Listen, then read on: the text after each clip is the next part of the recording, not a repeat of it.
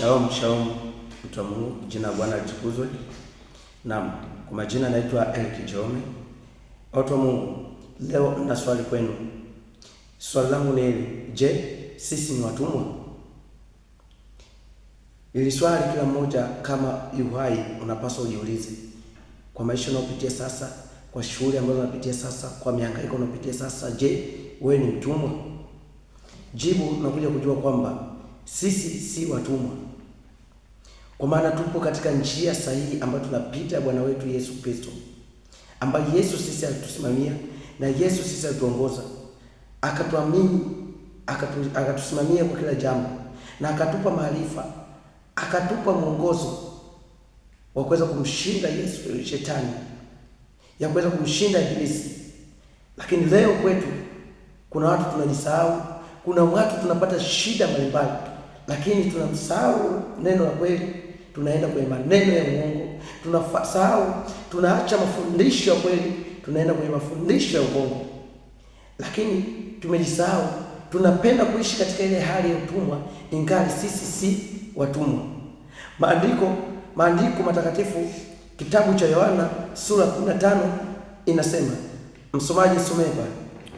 Yohana 15 mstari 15, siwaiti tena watumwa. Siwaiti tena watumwa. Angalia, Yesu Kristo anakuambia siwaiti tena watumwa.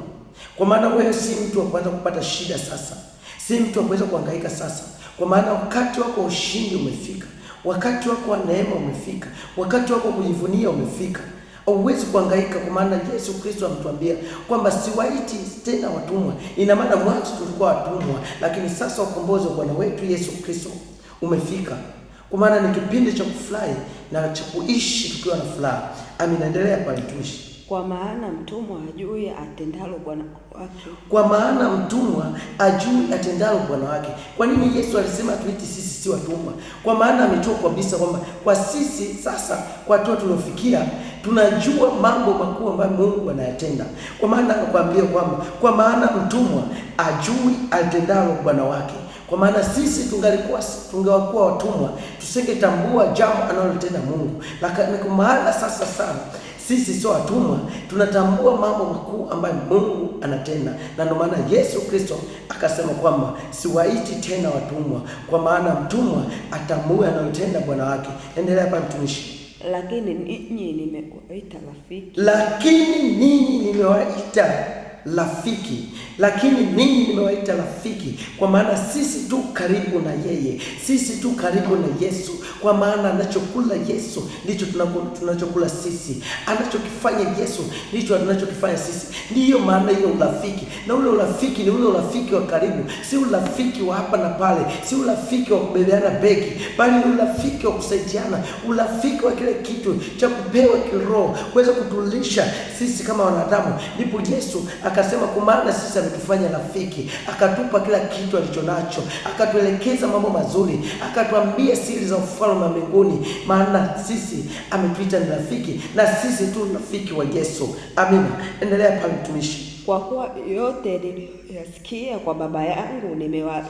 Kwa kuwa yote niliyoyasikia kwa baba yangu nimewaarifu. Kwa maana Yesu Kristo lile jambo alilolisikia kwa Bwana wake, aliyemwambia ndiye rafiki yake. Kwa maana Yesu hakufanya uchoyo kutuletea habari njema, Yesu hakufanya uchoyo kutupa mafunuo, Yesu hakufanya uchoyo kutuelekeza njia sahihi. Kwa maana kila jambo aliloambiwa na Bwana wake, kila jambo alilosikia kwa Mungu, kila jambo alilosikia kwa Mungu amekuja kutuarifu sisi, kwa kuwa sisi tu rafiki zake. Mtu wa Mungu, usijutie sasa hivi bwana, ni wakati sahihi wa wewe kuwa na uaminifu. Ni wakati sahihi wewe wa kufurahi njia zile njema unazopita, kwa maana Yesu ni rafiki yako, na Yesu ametutoa katika utumwani, ametuleta katika uzimani kwa uwezo wa Roho Mtakatifu. Tumesimama katika njia ya Bwana, nasi tumtumikie, nasi tuamini maneno ya Mungu, nasi tuamini mafundisho, tuamini maandiko ya Yesu, kwa maana ndio njia ya uzima milele. Tusijutie wakati huu, kwa maana tukiamini kwamba